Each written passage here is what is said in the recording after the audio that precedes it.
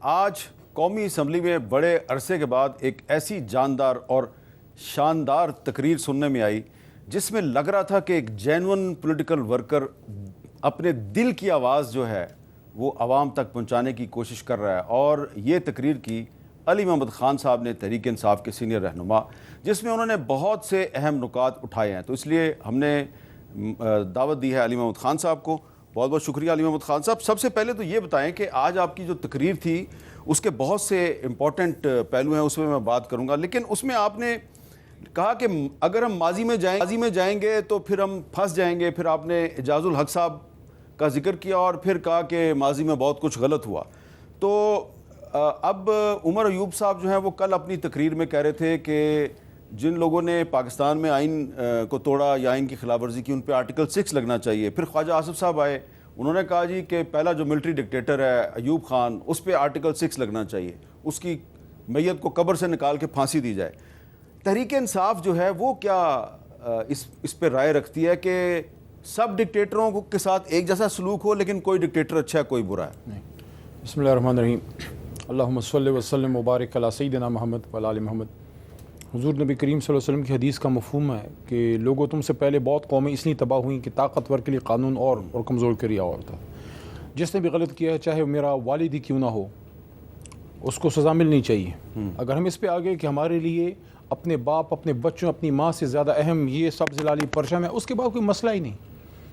Truth and reconciliation commission کی بات آپ کو یاد ہے خان صاحب نے مجھ سے کی تھی، اور اس میں پھر ٹروتھ بولنا ہوگا، صرف ریکنسیلیشن بغیر ٹروتھ پاسبل نہیں ہے، اور اس کے لیے ماضی کی جو تلخ یادیں ہیں اور جو غلطیاں ہیں اس کو ٹھیک کرنا پڑے گا۔ اس پہ مٹی پاؤ جو ہے شجاعت حسین صاحب والا جو ایک وہ ہے فارمولا، وہ نہیں ہے۔ اگر ہم نے نیلسن منڈیلا کی ٹروتھ اینڈ ریکنسیلیشن جو بیسیکلی فتح مکہ ماڈل پہ بیسڈ ہے وہ کرنا ہے، تو پھر ہمیں غلط کو غلط کہنا ہوگا۔ جہاں ہم بڑا پرائڈ فیل کریں، آج میں نے اسپیچ میں اس پہ بات کی ہے، بہت سے لوگ اپنے آباء و اجداد کی اچھی چیزیں بتاتے ہیں، غلطیوں پہ بات نہیں کرتے۔ ہم غلطیوں کو کیوں چھپاتے ہیں؟ ہم نے تو نہیں کی نا، وہ انسان تھے، ہم سے جو غلطیاں ہوئی ہیں ہمارے بچوں کو وہ نہیں چھپانی چاہیے، وہ اپنی غلطیوں کو ٹھیک کریں، ہمیں اپنی غلطیوں پہ نادم ہونا چاہیے۔ میرے دادا پیر محمد صاحب، آپ کو شاید پتہ ہو، ہاں، وہ تحریک پاکستان کے مجاہد تھے، کارکن تھے، علی گڑھ تحریک کے مسلم لیگ نون تو خیر نہیں ہے، آل انڈیا مسلم لیگ، اللہ نہ کرے کبھی مسلم لیگ نون ہو۔ تو 47 میں قرارداد لاہور جب پاس ہو رہی تھی تو یہاں سے لے کے گئے، آج میں نے اسپیچ میں اس پہ بات کی، قافلے لے کے گئے، اور بھی بہت سے لوگ، غلام محمد خالد نون کھوڑا اور بہت سی کے پی کے سے لیڈرشپ گئی تھی، پھر سن 47 میں جیل بھی کاٹی۔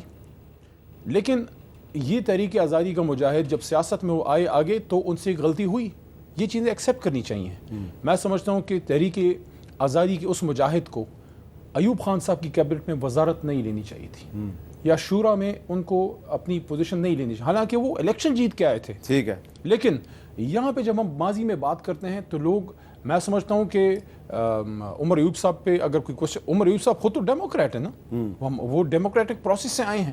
ماضی میں اگر ان کے دادا مرحوم سے، میں ایکسیپٹ کر رہا ہوں کہ میرے دادا کو اس کیبنٹ میں نہیں بیٹھنا چاہیے، جس طرح میں نے آج یہ بھی بات کی کہ بلاول صاحب کے نانا مرحوم ذوالفقار علی بھٹو صاحب جس کیبنٹ میں میرے دادا federal minister revenue West Pakistan تھے ایوب خان صاحب کے ساتھ، اسی میں ان کے نانا جو ہے وہ فارن منسٹر تھے۔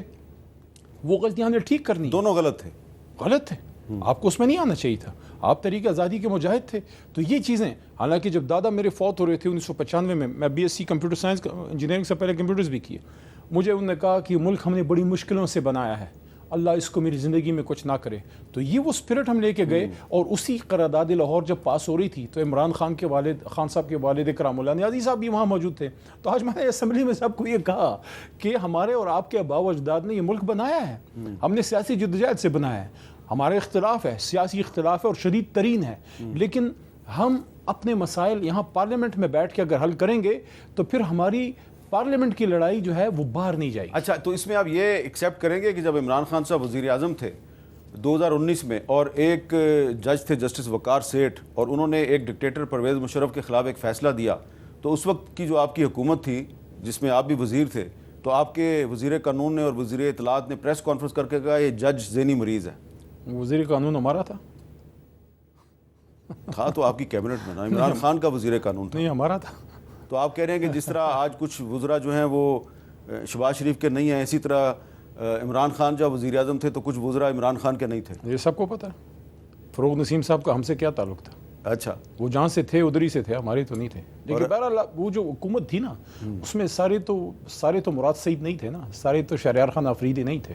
लेकिन मैं समझता हूँ कि खान साहब ने बड़ी तकलीफ, बड़ा कष्ट काटा है, बड़ी मुश्किल से गुजरे, अपने पराये का उनको बिल्कुल क्लियर हो गया। जेल, आपको एक बात बताऊँ मीर साहब, जेल में जो जेल की दीवारें हैं ना, उसमें एक आईना लगा होता है जिसमें माजी बड़ा क्लियर आपके सामने आता है। इंसान को बहुत चीज़ें वहाँ क्लियर हो जाती हैं, ऐसी साफ और शफाफ, जिस तरह बारिश के बाद एक फ़ज़ा क्लियर होती है। मैं समझता हूँ खान साहब ने देख लिया है कि दोस्त के जामे में उनके दुश्मन या वट एवर आप उसको कहें वो कौन थे, और वो लोग जो कहीं धूल में कहीं दूर थे वही खान के साथ पैर आखिर में खड़े हुए। मेरे ख्याल में खान साहब जब दोबारा हुकूमत बनाएंगे 2018 वाली नहीं होगी, या तो खान के सिपाही होंगे या फिर खान अपोजिशन में बैठेगा। बेकार किस्म के लोगों के साथ हुकूमत बनाने से बेहतर है बंदा अपने लोगों के साथ अपोजिशन करे। अब ये बताएं कि आपने आज अपनी तकरीर में जिक्र किया कि वो कैमरे जो जजों के बेडरूम में लगे हुए थे वो दहशत गर्दों की सरगर्मियों को मॉनिटर क्यों नहीं कर रहे थे, तो आप इसमें क्या कहना चाह रहे हैं कि सियासत और अदालती अमूर में मुदाखलत हो रही है? देखिए, जो 6 जजेस का मामला है उस पर इन्वेस्टिगेशन होनी चाहिए। आज मैंने पार्लियामेंट में एक बात की, जो मुझे जेल में इसका बड़ा दुख होता था जब ये चीज़ें मैं सोचता था कि मुझे जब कभी अल्लाह दोबारा पार्लियामेंट में लेके जाएगा, ये सवाल मैं अपने पार्लियामेंटेरियन भाइयों बहनों से करूँगा, चाहे वो किसी भी जमात से हैं, कि यार इमरान खान जिस भी जमात से था, आपको उससे नफ़रत है, आपको उसकी शक्ल पसंद नहीं है, लेकिन वो है तो एक बड़ा लीडर, एक जमात का लीडर है और एक इस मुल्क का साबिक वज़ीर आज़म। उस पर जब जानी हमला हुआ तो क्या ये एक सिक्योरिटी लैप्स नहीं था? और इस पार्लियामेंट ने अपनी ड्यूटी पूरी की। आज मैंने असेंबली में ये सवाल उठाया कि आपका एक कुलीग था, फॉर्मर प्राइम मिनिस्टर था, आप उसके मुखालिफ थे, लेकिन वो उस हाउस का मेंबर था, उस पर जानी हमला हुआ। क्या एक साबिक वज़ीर आज़म पे हमला पाकिस्तान पे हमला नहीं? तो उसके खिलाफ करारदाद पास होनी चाहिए थी इस काम के, और इसकी इन्वेस्टिगेशन की डिमांड पार्लियामेंट के फ्लोर से आनी चाहिए थी कि भाई हमें इमरान खान की सियासत से 100 इख्तलाफ हैं, लेकिन वो इस ऐवान का कायदे ऐवान रहा है, उस पर जानी हमला हुआ है, कौन रिस्पॉन्सिबल है? कहीं तो सिक्योरिटी लैप्स हुआ है ना। जब DGISPR कहता है कि हमारे जो शोधा है उनकी यादगारों पे हमला हुआ है, इस पे माफ़ी मांगी जाए, तो आपका लीडर कहता है कोई माफ़ी नहीं। उनके शोहदा कैसे हैं? हम सबके शोहदा हैं, वो किस तरह क्लेम कर सकते हैं? अच्छा। हम सबके शोहदा हैं, पाक आर्मी का, पुलिस का, रेंजर का, नेवी का, एयरफोर्स का, या पैरामिलिट्री का, या आम सिविलियन, या जर्नलिस्ट अरशद शरीफ हो गए या राशिद मिन्हास हो गए, हम सबके शोहदा में देखें, ये डेढ़ इनकी मस्जिद कोई ना बनाए, तेरे शोहदा मेरे शोहदा, मेरा शहीद आपका शहीद, मेरा लीडर तेरा लीडर, इस चीज़ें तो मुल्क को तबाह किया है। शहीद सबका, जिस तरह माएँ बहनें सांझी हैं, शहीद भी सांझे होते हैं, शहीद सारी कौम के होते हैं, बिल्कुल ठीक है। और जो शहीद की कोई बेतकरीमी करता है वो शहीद की नहीं करता, वो इस मुल्क की करता है, आपकी करता है, मेरी करता है। अच्छा।